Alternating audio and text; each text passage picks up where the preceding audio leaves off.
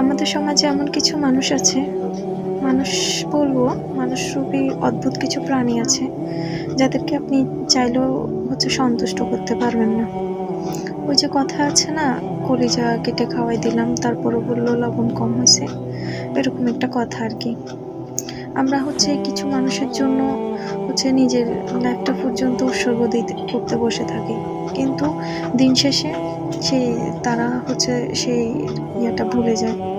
উল্টো তাদের প্রয়োজন ফুরাইলে আপনাকে আর চিনেও না, উল্টো বলবে যে আমার জন্য কি করছো। এদেরকে আসলে সন্তুষ্ট করাটা আসলে কখনো কারো সম্ভব না, একজন মানুষের দ্বারা আমার মনে হয় সম্ভব না। আপনি তার বিপদে গেলেন, তার যে কোনো কাজে আপনি সহযোগিতা করলেন, কেন করতেছেন? আপনি মানুষ বুঝে তারপর করবেন। সে মানুষটা আসলে সহযোগিতা পাওয়ার যোগ্য কিনা, সে আসলে মানুষ কিনা আসলে। এটা আমি আসলে কি বলবো, অনেক রাগ থেকে আসতেছে কথাগুলো। কিছু কিছু মানুষের জন্য আমরা নিজের ব্যক্তিগত সময় অপচয় করে তাদের জন্য এত খাটি, দিন শেষে তারা এসে বলবে আমার জন্য কি করছো। দিন শেষে তারা এসে বলবে আমাদের জন্য কি করছো, আমার জন্য কি করছো। এদের জন্য আসলে সময় ব্যয় করা না, এটা সময় নষ্ট করা বলবো। তো আপনি তাদের সবার জন্য করবেন না এমন না, সবাইকে সহযোগিতা করবেন মানুষ বুঝে।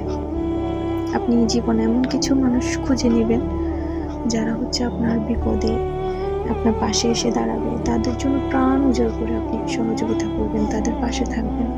কিন্তু এমন কিছু মানুষ আছে যারা এই এক প্রকার সুবিধাবাদী মানুষগুলোকে যতটুকু পারেন অ্যাভয়েড করে চলবেন। এই সুবিধাবাদী মানুষগুলো অনেক ভয়ঙ্কর হয়। মিষ্টি সুরে এসে আপনাকে আপনার থেকে যতটুকু সহযোগিতা পাওয়ার, যতটুকু যা কিছু তার সাথে হাসিল করার জন্য পাওয়ার সে চলে যাবে।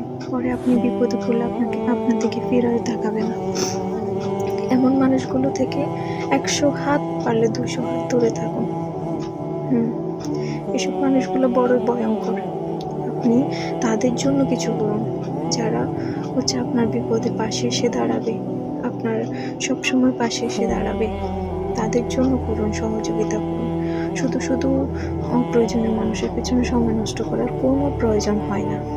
আপনার ব্যক্তিগত জীবন নিয়ে সচেতন থাকুন।